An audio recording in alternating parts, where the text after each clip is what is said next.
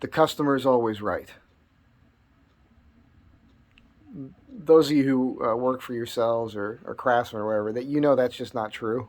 It's just not always true. However, you have to make your customer happy, right? So you have to learn how to let your own ego go. You know, just because you know this is how you're supposed to do it, you have to do what's going to make your customer happy at the same time. So, a couple things. The reason I'm bringing this up is a couple incidents happened recently with my client. Not with she and I. We're golden.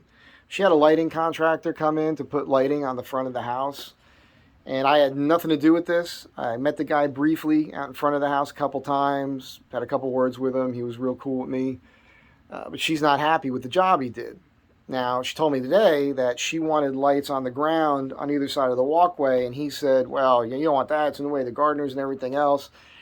He goes, I got a better idea. And he put a spotlight on a tree branch directly above that shines down, and it looks like like a prison hallway or something at night. She's not happy. And when she calls him about it, he's like, oh, I got to come all the way back out there to change it and everything else. This is what she's telling me. And I told her, no, you got to call him and you have to point out, listen, you talked me into that. It's not what I want. I wanted this. And she has to work. She has no problems telling me what she wants. So I don't know why she let him talk her into this. I don't know what this guy, where he was coming from with his perspective. Maybe his perspective was, hey, this is better lighting for security or task lighting so you can actually see the stairs. That's great, but that's how you should say it. If I'm a lighting guy and I'm saying, hey, this will provide better light for this, and the client says to me, yeah, but that's not what I want.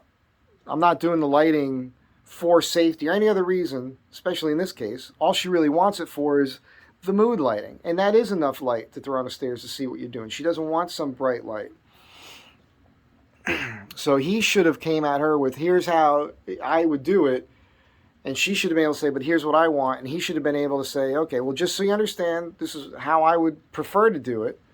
But if you're adamant, then I'll do it the way you want because I want you to be happy. That's how you have to approach every client. And recently I called a place that I've been using forever for lumber. And I love these people. It's a family-run business. I'm not talking any crap about them. Love them. But there's one guy who works there who answers the phones a lot. And I don't like talking to him because, well, I'll give you a for instance. I called up. I was looking for ePay. So I say, hey, man, I always ask for one particular guy who was busy. So I was like, all right, let me ask you. Can you get 20-foot lengths of ePay? And that's exactly what I said. And automatically he's all, I don't know. I don't know what we have out there, man. What do you need 20-foot lengths for? What kind of question is that? You don't question me of why I want 20-foot lengths, man. It's what I need. I'm not going into the whole to tell you I got to talk to you about my job. No, I want 20-foot fucking legs. And all I really wanted to ask him was, can you get them? If you can, how much do they cost per board? That's all I usually ever need to know because that's enough information for me to do my own math. I could work it out, tell my client this is what it's going to cost. But it was frustrating. And then as I was online, I found another place. It's a little bit of a further drive, but they actually have a better product. They're getting it direct. They're not the middleman, so they can sell it cheaper. So I actually got a thicker product. They let me pick through 20-foot lengths. They got 22-foot lengths and longer. So I got exactly what I needed with no hassle. Not asking me why I'm doing something or why I need something. And again, they let me pick for straight. So I got whatever I got. I had to go back and get more, but I ended up with I think 20-footers straight. So I'm just saying, the customer may not always be right. They might not always be correct for an application or how something's supposed to be done traditionally or, for any other, adjective you want to give it. If it's what they want, making them happy should be your number one focus. to a degree. The number one thing you have to learn is communication, right? If my client wants something, any of my clients want me to do something, and I look at that and I go, okay, I could do it for you, but here's where the problems are. I had a client years ago. I won't even talk to them now because they put me in a really bad spot. They had the old house. They had a vintage round top door, and as per usual, over the years, when a door starts sagging, some idiot goes in and they start taking material off the door so it won't hit. Instead of going over to the top hinge and pulling a screw and putting a really long screw in there and sucking the door back up, because 999 times out of 1,000, that's all you need to do. Replace a screw in the top hinge. Sucks the door right up. So now I'm dealing with this situation where I did that. Now I got this huge gap, and the bottom was rotted, and they wanted to keep this door, and I kept telling them because it was leaking. And I said, look, this is not going to keep the door from leaking. You're creating more problems. I could do whatever I can, but you really need to buy a new door. And they're like, well, we want to keep the round top. I said, you can do that. There's companies that will do that for you, but it's going to cost money, thousands of dollars. But it'll come in its own jam. They'll have weather, because these days they got all the new technology with weather stripping and everything. The thresholds attached to and everything. You take the old one out, plug and play, you're done. It's done right. They didn't want to spend the money. They trusted me as a carpenter, and I told them what was going to happen. So they couldn't really complain. They did anyhow. They were like, oh, we have all these problems. I told you that's what was going to happen. You didn't listen to me. I also did other things for them in that situation where they had to have a painter come in and do it. And they never had them come in and paint or do any of the other work. So it led to other problems. That's not my fault. I told them. I warned them. So that's the key. Is they can say, I want this. And then it's your job to say, listen, I will do whatever it takes to make you happy. All right? No problem. However, if I do what you want, here are the potential issues that could happen within a certain amount of time based on weather and everything else. Just always be clear with everything, with everybody, and then everything's cool. Because they can call you back and go, this thing failed, and you go, well, yeah, actually, the client I'm working with now, she's great, but like maybe 7 years ago, she wanted me to put a skylight in this back house. And I said, well, I could do it. Let me see what you got. So she had the skylight, and I read the instructions, and it was supposed to have a trim kit. I said, listen, you don't have the trim kit for this. She goes, do we really need it? And I said, well, I could put the skylight in, and I could do a pretty good job of sealing it, the best I could do. But you really should have this trim kit. It was another several $100s. And at the time, she didn't want to spend the money. So I said, I shouldn't do it. She says, well, could you please put it in? Maybe we do that later. I got a roofer come. I said, if that's what you want. But I'm just telling you, I'm not guaranteeing this thing. It's not ever going to leak. Put it in. It was fine for a long time. They ended up with an issue where it's a relatively flat roof. I mean, every flat roof has a pitch somewhere that goes to some sort of drain to get the water off the roof. And what happened was there was a period of time where I didn't deal with them, about 5 years. I was busy with other people, and they got busy with other stuff. But something happened on their roof where that drain got clogged, and they ended up with, we had a lot of rain, and they had a big puddle on the roof, and then that eventually made a seal by that skylight fail, because it was literally sitting in water, and then it started leaking. And it had gotten worse over the years. So that's the thing I got to fix now. But and I told her at the time, if you don't have the trim kit, definitely get a roofer over here and look at this roof. Never did any of that. It's not my fault. And they know it, and they're cool, because I warned them, and they remember that I warned them. So, it's one of those things. Are they always right? No, they're not always right. It's the customer's always right. That's more of a saying whereby you do what they want to get paid, make them happy, and walk away and go to the next job.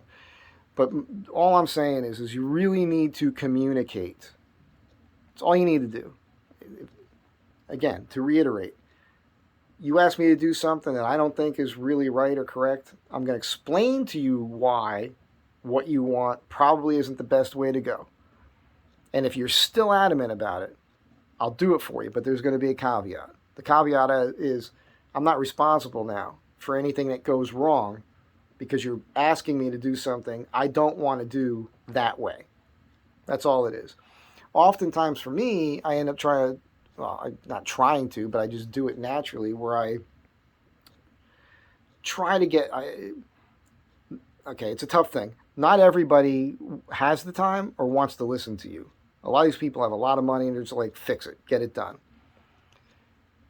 The problem with that is sometimes you do that, or I don't do this anymore, it happened when I was younger, you might run into a situation where you do it and then they balk at the price, like the final bill, and you're like, well, you told me to just do it, I did it the right way, and then you got to go through this thing of explaining why. Now I explain why right from the jump. And if they don't have the time, I will say to them, listen, I'm trying to make you understand what it's going to take to do this job correctly. And I get it. You're a super busy person. You might not want to listen to this, but I just so you know, I want to be on the record where I'm trying to put the time in with you to make you understand it so that you understand why these costs are going to be what they're going to be. So it's just about being open and honest. And this is the same thing in your relationships with, your wives, your husbands, your lovers, your family members, whatever it is. Communicate. Communicate. We have a voice box and we can produce sounds and form words. And we have a huge dictionary now of words that describe everything. Everything. There's no reason why we shouldn't be able to communicate with one another. If you got somebody at your house and they don't look you right in the eye and be straight with you and all this and listen to what you're saying and everything I'm telling you, don't hire that person. Right? And also recognize, and this is my clients, it's just you as a human being or whatever, you might be the problem. Sometimes that's a thing. There's plenty of people. I don't take every job that comes at me. I meet with a lot of people. I'm in and out of a lot of, mansions, just beautiful homes, places where sometimes everything in a room is worth thousands of dollars. Right down to an ashtray or a light switch or a lamp. There could be a lamp that is a one-of-a-kind piece of art that's worth, whatever, $40,000. I'm not exaggerating. It's freaking crazy out here. But if I spend a little bit of time with that person and I pick up on these personality traits, or I feel like I'm going to have to walk on eggshells around them, or they're just going to, you know what I'm getting at. Those people will never hear from me again. I will not take that job. I don't care how much money is sitting in front of me. I don't care.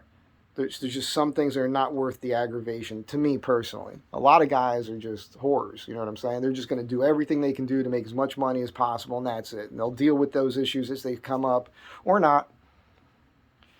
But I like to sleep well at night, and I have a pretty good reputation with my clients. And so that's just how things go. So it's just something that spurred this on with this lighting guy in particular today, the phone call I had the other day, and I'm just trying to help you guys out. Communication is key. If you're a potential client of mine or you need any other work from any other craftsman to come in and do work for you, I hope this is helpful. If you're like me and you're a craftsman and you do work for people, I hope this is helpful to you because you need to see it. The ego thing is key. Check your ego, man.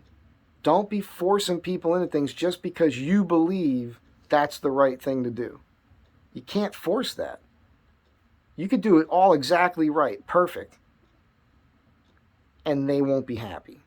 Their happiness is the key. That's how you get more work.